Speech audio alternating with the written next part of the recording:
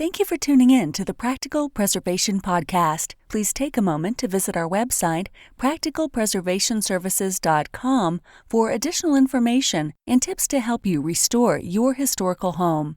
If you've not done so, please subscribe to us on iTunes, Stitcher, or SoundCloud, and also like us on Facebook.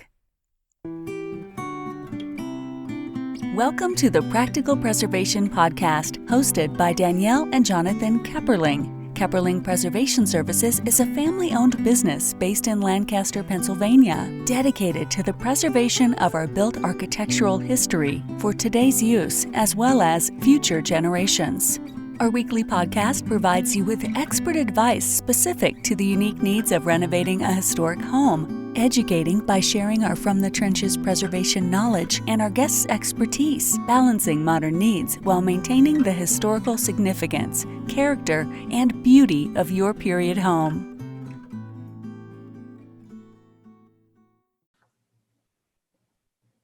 Today on the Practical Preservation Podcast, I'm interviewing two people.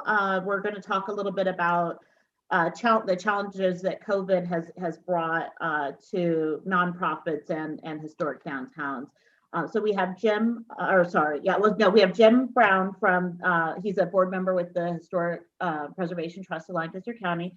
And then we have John O'Brien from downtown Westchester. Thank you both for joining me.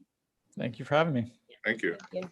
So I don't know, I guess, John, we can go first. Sure. Tell me a little bit about your background. Sure. So I am a lifetime resident of Westchester. I grew up here. I went to college here. I'm a two-time graduate of Westchester University and got my political science degree in 2010. And I went back and completed my MBA in 2016 from the university. I actually, though I live here, for the last 9 years, I was working in Harrisburg, living in Westchester, commuting up to Harrisburg, and I worked for the Pennsylvania House of Representatives for the Appropriations Committee. My role there, I was the communications director and senior policy advisor, focusing on crafting the state budget as well as the any other kind of fiscal matter that came before the House. I got married on a more personal level. I got married this year despite all these challenges. My wife and I got married in our backyard here in Westchester, much smaller affair, but it was great.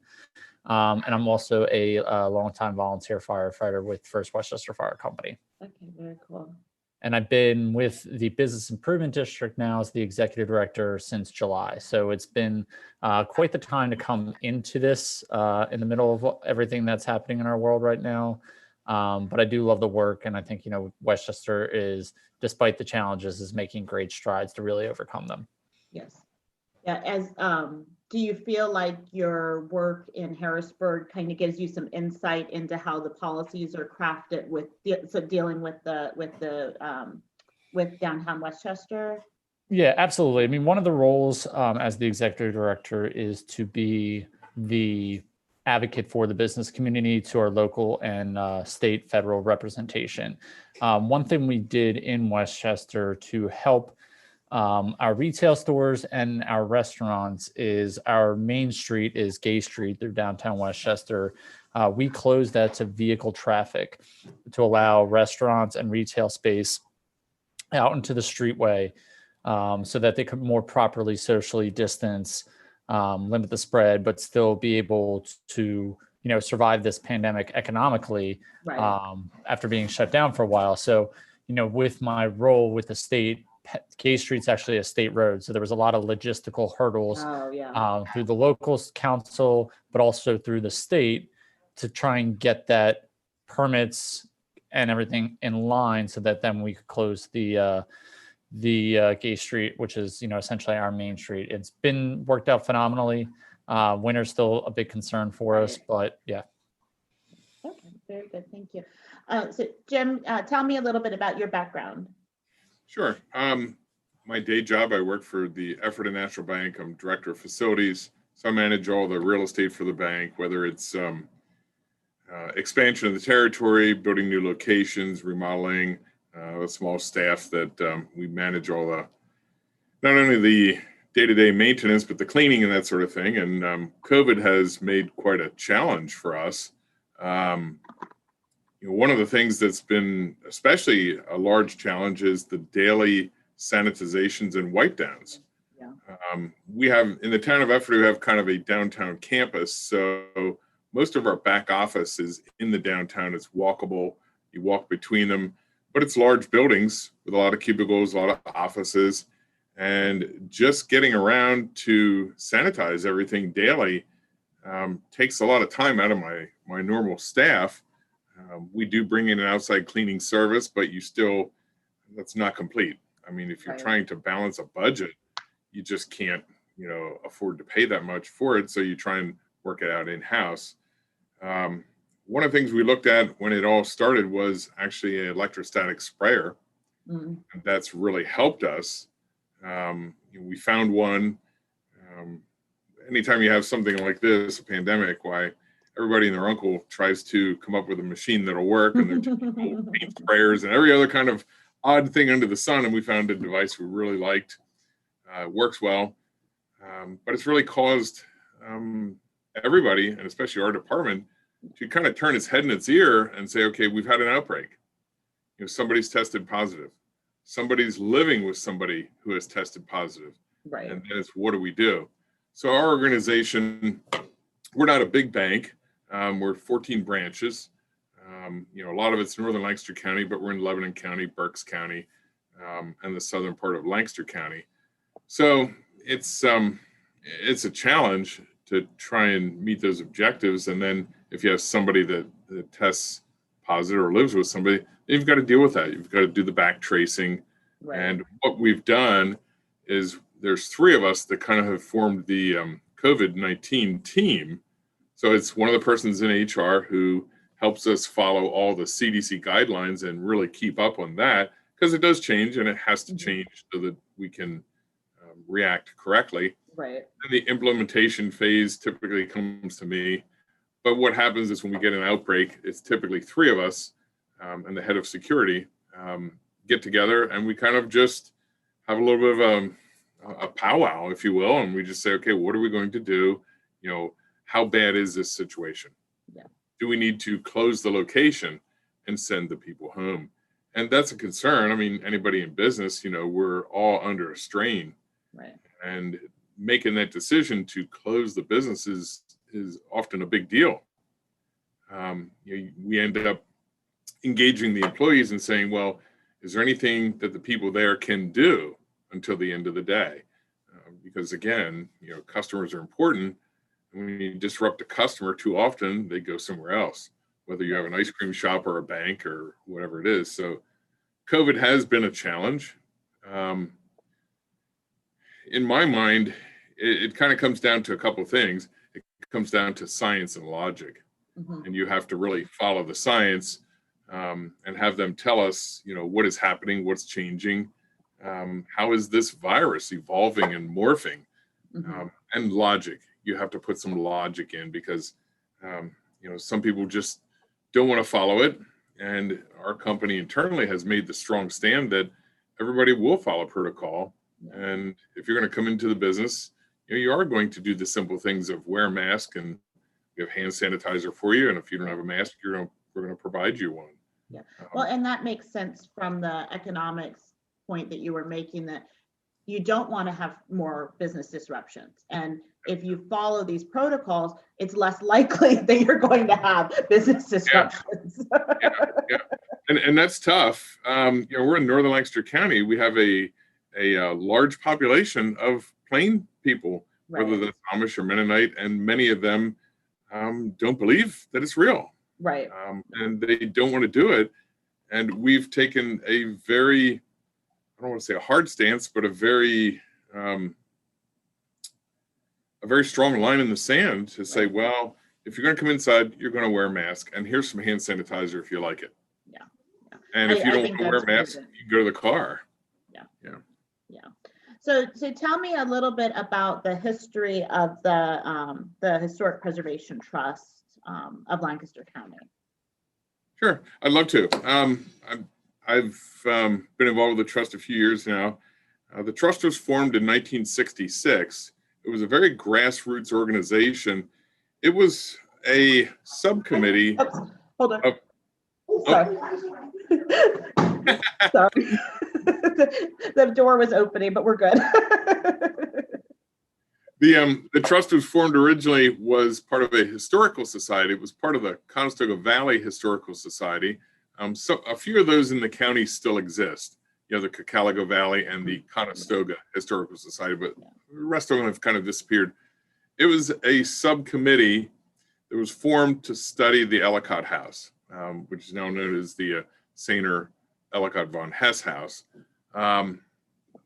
because they discovered that the house was used as a training house by Andrew Ellicott to train Lewis and Clark in the house on how to survey and how to go forward and map out the Western Territories.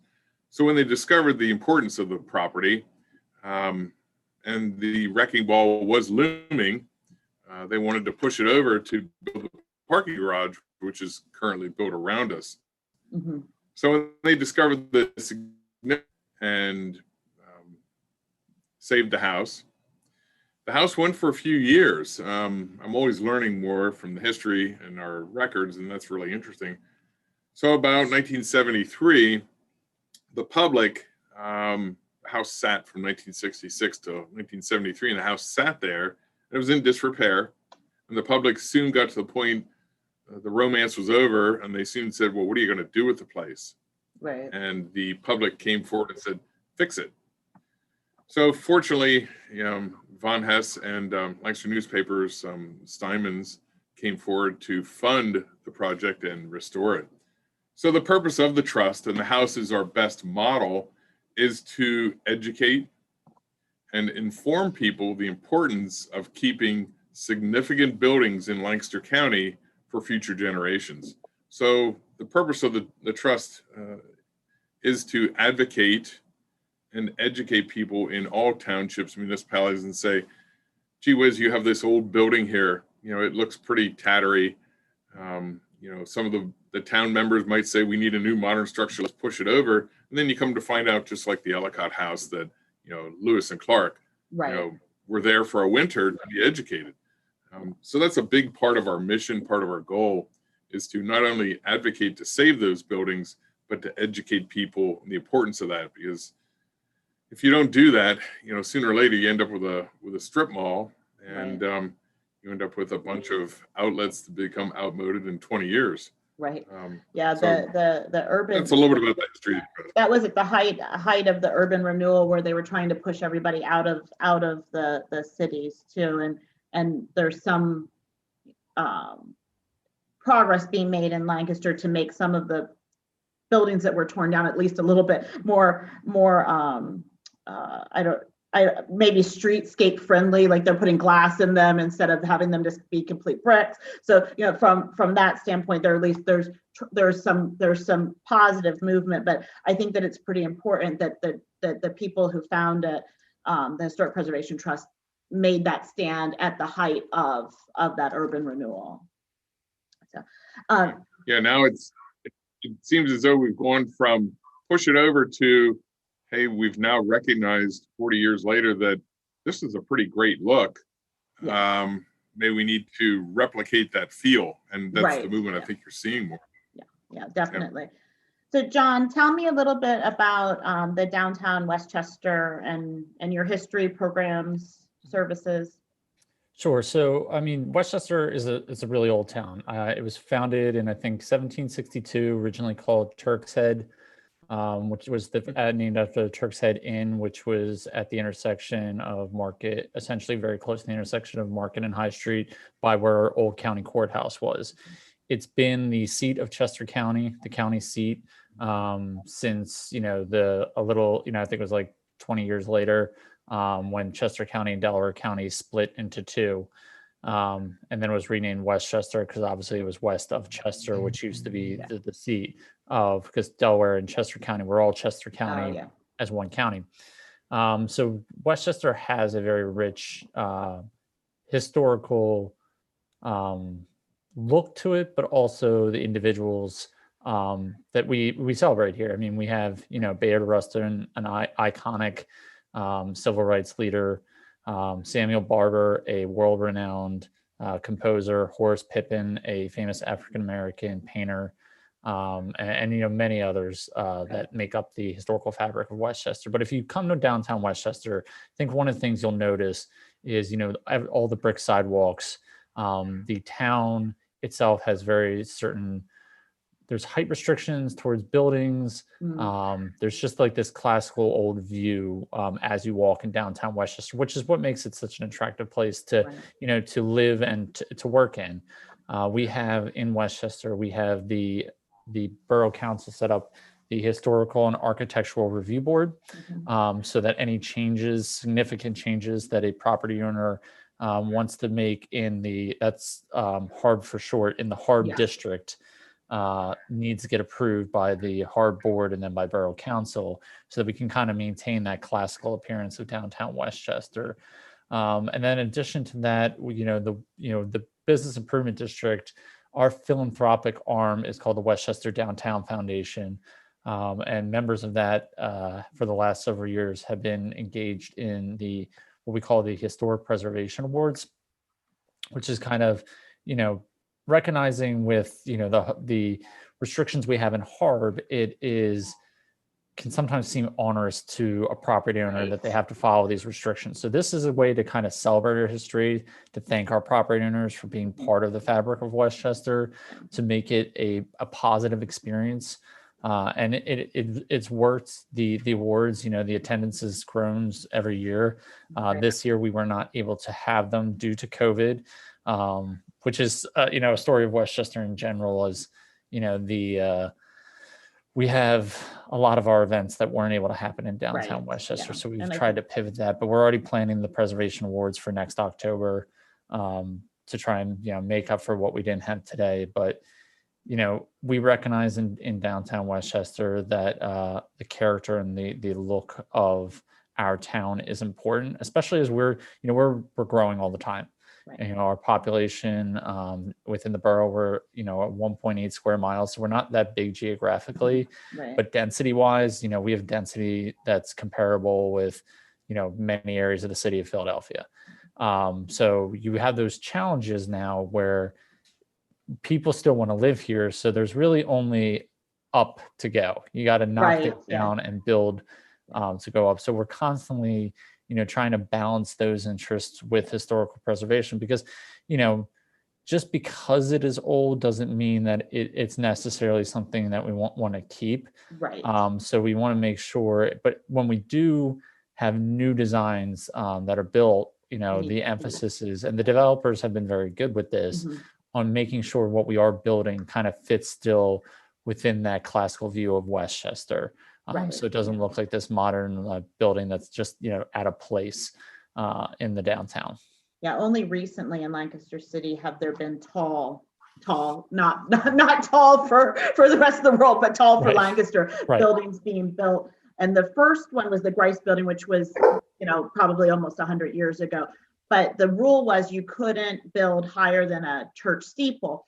So what C. Emblem Urban, who is a famous architect in Lancaster, did was he measured off of a church that was on a hill across town, and he said he wasn't taller than that one. and then, but it's only been in maybe the last 10 or 15 years that any other buildings have been as tall as the Grice building. Right, and we have Westchester University in downtown, in the borough of Westchester. It's an expanding university. Obviously I'm a bit biased because I'm an alumni and a very proud alumni. But when we look at the PASHE system as a whole, there's so many struggles within that system. But Westchester University continues to be the kind of the gem of that university. No offense to Millersville, I know there's probably a good viewership out your way on that, but we constantly see increased enrollment. The university is expanding, and they kind of become landlocked. So it's always a work in progress with Westchester University to make sure that the borough and the university complement, because there really is a symbiotic relationship there. Right, there is. When one succeeds, the other succeeds, and I think both parties recognize that. So we might have just at certain points different views on how to kind of make Westchester succeed and be the best it can be. But, ultimately, I think, the university has done a fantastic job coming in, and they themselves recognize, with the buildings that they have implemented, it's, they fit that character of Westchester. And another design standard that's not as much in the historical realm, but is important in today's age, and it's important to the citizens of Westchester, is making sure things are eco-friendly. Right. And the university has been a leader with kind of reducing their emissions and making smart buildings that kind of work environmentally well. Yeah, and I think that that is something that's very important. And I think that there's definitely an intersection between sustainability and preservation, because if the building's already built, it's much greener than a new building. And even energy wise, like if you look, the buildings built like in the 50s to 70s are terrible energy usage, but the buildings that are much older are better, because energy, fuel wasn't cheap and easy to get, so you had to make it better. But I really think that view of preservation sustainability needs to be reinforced, because I don't think the two communities talk to each other very often. Right. And Lancaster has the same experience as Westchester, that, we've seen this revitalizations of downtowns, because, if you go back into the 60s, 70s, and even to a degree the 80s, downtowns were, a lot in towns like Westchester and Lancaster, that's where you went to shop, you had all those small little storefronts. But then as you saw the rise of, the suburban malls coming in, it devastated downtowns. And building for cars, like you just drive everywhere. Absolutely. And so, Westchester has seen that revitalization. I think society, the American public in general kind of is going back towards more of the downtown areas. Ephrata probably sees that as well. My old boss was in Harrisburg, was from Ephrata. I'm very, very proud of it. But we need to kind of continue to recognize that, even though these downtowns are becoming happening again, and the revitalization is important, and so we need to balance both interests. Yeah, no, I definitely agree.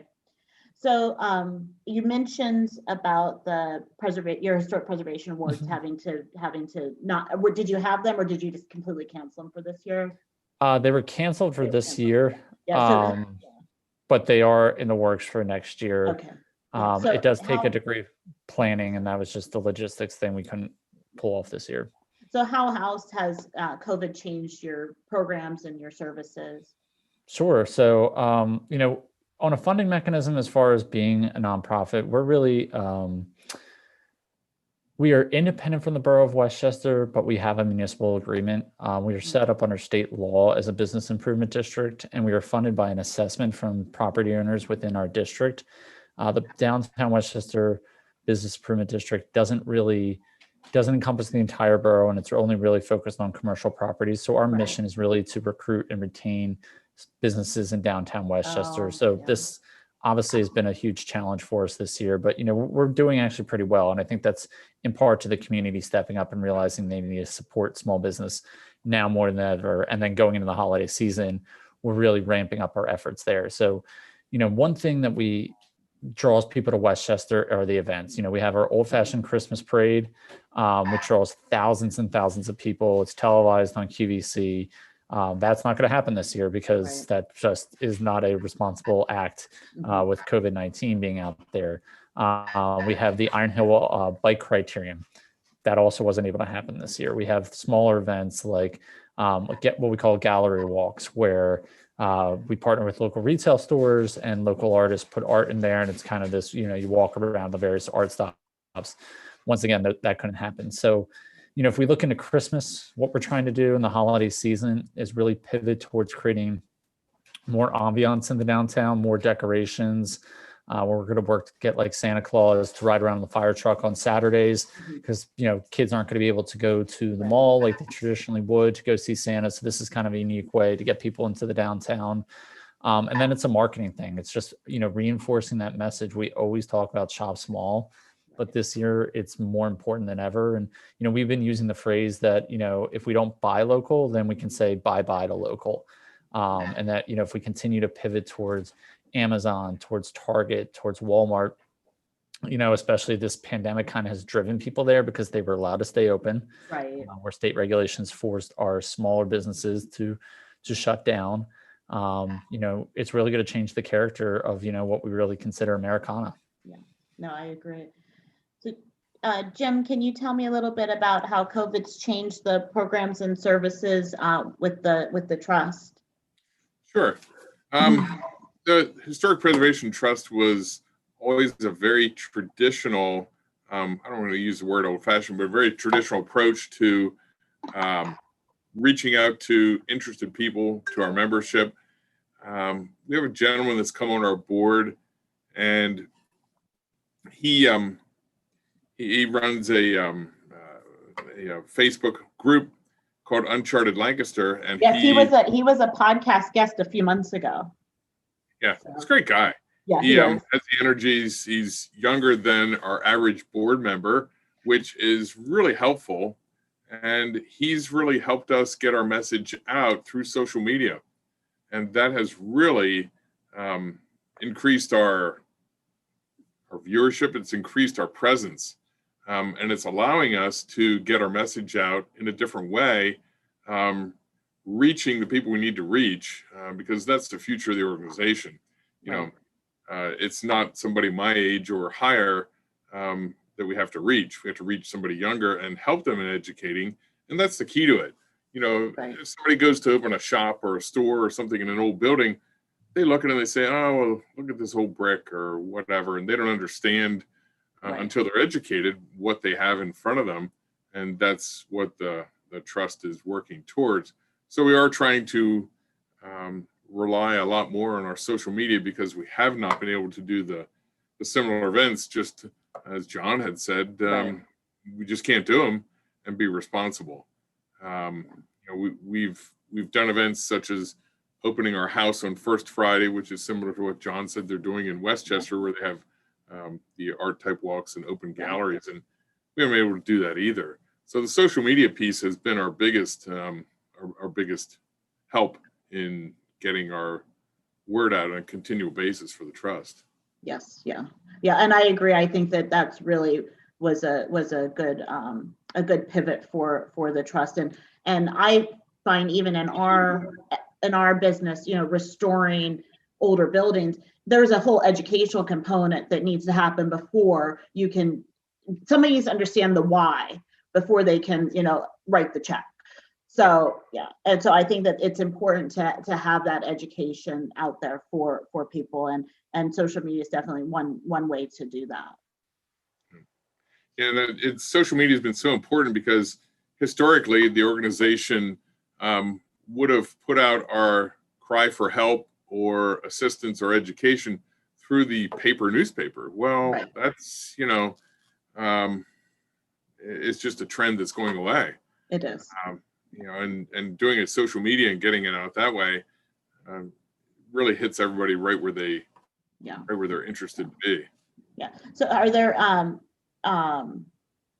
creative ways that you're still engaging with the community? I know that social media is one, but are there other things that you've done? Well, one of the things that is upcoming, we do a local architect that is working on a book and also a tour. Once we're to the point, I think we can open up a little bit more and conduct a tour, is of all the Samlin urban sites in Lancaster. This gentleman has done a lot of homework on Mr. Urban, and he wants to conduct a small tour in downtown. It's been said, and I'm going to give it in round numbers, but it's been said that Urban, he was a prolific architect. Yes. And he designed and created buildings from 1888 till 1939. He passed away at 37. He became ill.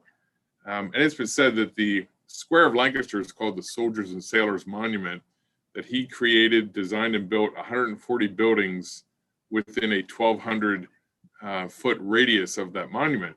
And that's incredible. He's prolific. Yeah, he was. He was quite a guy. So that's one of the things that when we get to the point we can do it, we'll conduct that sort of a tour. But the social media still falls back to one of the biggest things definitely that we're doing. Okay, Trying to stay relevant. Yes, yes. Yeah. So John, can you tell me about some of the creative ways that you're still engaging with the community? I know you talked about some of the things you're doing to promote for Christmas and things like that. Is there anything else? So obviously one thing, and I mentioned it earlier in the podcast, was creating those outdoor experiences in the Right. downtown with the Oh, closure of their main street, but also trying to find ways, we're allowing our nonprofits and restaurants. We worked with Borough Council. We have 3 parking garages in downtown Westchester. One's owned by the county, 2 are owned by the borough. The 2 owned by the borough, we worked so that they can rent the rooftops of those. So there's nonprofits that, we have our Uptown Theater in downtown Westchester. They can do performances Oh, that's a great idea. in that outside space. Obviously, we're getting to the point though where winter's coming, and Right. that is a major concern. I mean, that has all these small businesses very worried that customers are going to kind of stay indoors because Right. they're not going to have that same level of comfort to go out. The downtown, the outside, the closure of Gay Street, for instance, is only going to last till the end of November, because then logistically It's going to be too cold. Yeah. it becomes too cold. We got to worry about snow. The permits also do expire at the end of November. So there's a whole logistical set of things. But, it's the same as Jim. We have 2 social media accounts on our main ones are Facebook and Instagram, Downtown Westchester. Just, search those both within Instagram and Facebook. You can follow along to see all the great things that we're doing. That's really our goal there is twofold. It's to, not only promote Westchester as a whole, but also the individual businesses. So we kind of, boost and repost what they are doing, trying to get people's eyes on, the great food and the great shopping that still exists in Westchester, that you can do takeout, that you can do online sales for our retail establishments. And it's investing in paid advertisements too, to kind of, so when I talk about, the ambiance we're doing in downtown Westchester, Shop Small Weekend, which is right after Thanksgiving, Right. we want to follow that up with paid social media advertising to make sure that folks understand that these events are going on to come shop locally. And that's, as the new executive director, that's been a big focus of mine. Traditionally, I think the way we marketed Westchester was a lot of print media. And not that we're going to, completely jettison that, because there is still a customer base that views that, but more and more people consume content online, and you have to meet customers where they exist. And right now that's social media. Yeah, I agree. From a marketing standpoint, it's almost like you have to do both. It's Right. you can't just do one or the other. And yeah, I was going to go down a marketing rabbit hole, but I'm not going to. That's kind of my other thing besides preservation. So, is there any? One of the interesting things that I just wanted to interject a little bit, and I'm sure John's seen the same thing, is, the social media piece is good and really interesting, but you have to be careful not to get so lengthy either. Right. You've got to be able to give that information in bites big enough that somebody can sit there and, in 5 to 7 minutes. But if it takes them more than 7 minutes to read information you've posted, you've lost. Yeah. Right. And 7 minutes is a little bit hard. Yeah. Right. And we're actually redoing our website, which is downtownwestchester.com. We're in the middle of a complete rebuild on that. Unfortunately, it won't be live till about January or February of 2021. But the goal there in the social media world is to, drive them somewhere. Right. So, and that's the same thing with the stores. It's not just, about seeing that, it's about them getting to the web page of that restaurant, of that retail establishment, so that hopefully they make a sale. And then one kind of quick pivot though I did, it's a new facet that incorporates some new age to Westchester, but also celebrates our history, is Westchester has really its first large mural, which was just completed on East Market Street by the Chester County Children or Women's and Children's Fund, I believe. It celebrates the 100th anniversary of the passage of the 19th Amendment. It's, an awesome job that the artist did there. It incorporates our history, but also brings a new flavor into downtown Westchester. And, that's something I think going forward, we're going to kind of concentrate on, is ways to celebrate our history, but also incorporate a new approach, creating new visuals that attract people into the downtown. You got to stay relevant. Mhm. Yeah, definitely. And I think more and more too, our approach to history is changing. Not that the history is changing, but being more inclusive with the story that we're telling. That we're telling everybody's story, not just the winners. So is there anything that either of you would like to promote as we're wrapping up? Yeah, I can go first. I mean, it's, when we talk about historical preservation, when we talk about, the character of downtowns, whether it's Lancaster, Effort, or Westchester, all of that is contingent upon having a thriving downtown of restaurants, of retail stores, of other commercial office space. And, with the challenges we see with COVID-19, it's important more than ever that we, especially as we go into the holiday season, that we think and shop local as much as humanly possible. That ties in so vitally with historic preservation, because if you don't have, your downtown doesn't have these stores occupied, they become vacant, then they become, kind of run down, and then you're going to get to a point where you're going to have, demolition by neglect. Right. So really, it's just, as you're going into the holiday season, think and shop local as much as humanly possible. Yeah, I agree with you. And I'm gonna have to look at my Christmas list and make sure that I start to think about that. I've been doing that with my restaurants, like trying to eat independently. So, Absolutely. Jim, did you have something you would like to promote? The trust, again, we've kind of shelved some of our tours, our plans, Yes. that sort of thing for this year. I think the biggest thing is whether people can join us socially. Okay. Click on on page, Facebook, follow us. We really have some great articles on local projects, buildings, histories in Lancaster County, and a lot of them are stories that people who have lived here many years have never heard before. So I guess my biggest thing would be to follow us and join us. We have our Extraordinary Give in Lancaster County, which is coming up. And that's a funding source for us also. But I think our biggest thing is support us, join us, become a member. We're of a good value for the money. Okay, very good. Well, and I will make sure that both of your social media and websites and everything are on our page so that we can send people to you, because the website gets posted up on the podcast gets posted on our website, and then people can follow through. And then we also make sure, when we promote it on our social media, that we tag you. So thank you both for joining me today. I enjoyed our conversation. Yes, thank Is there you. anything else that you guys that either of you wanted to add that I didn't ask you about? No, thank you for having me. Thank you very much. Have a good rest of your day.